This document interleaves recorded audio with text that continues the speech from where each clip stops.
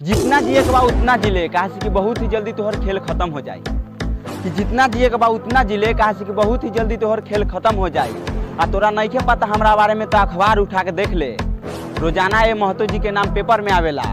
आ तो रंगदारी हमसे कैले बारे तो जान से जाए के पड़ी, कहा कि आगल बारे महतो जी के नजर में। जवानी के तो झड़ जाई हो, महतो जी से पाला जब पड़ जाई हो, जहर बाटे ना सब उतर जाई हो, महतो जी से पाला जब पड़ जाई हो। यही खाली रंगदारी महतो के चली, अपना दिमागी में लिख ले। यही खाली रंगदारी महतो के चली, अपना दिमागी में लिख ले।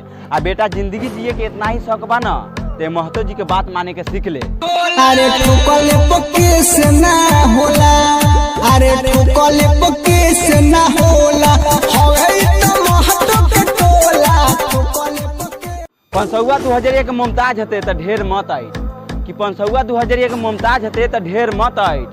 आ पैसा रुतबा गर्मी देखे के बा ना, ताए महतो जी के जांग पर बैठ। पहले पैसा ये सच जब से खुद के महतो के बेटा हई, बोली लेना सुध से आयो बना चोटे खोल के चोली,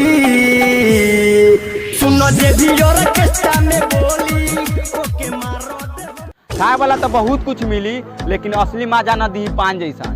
कि खाए वाला तो बहुत कुछ मिली, लेकिन असली मजा न दी पान जैसा। आ दुनिया में दिया बार के खोजबू, लेकिन असली मर्द न मिली महतो जैसा।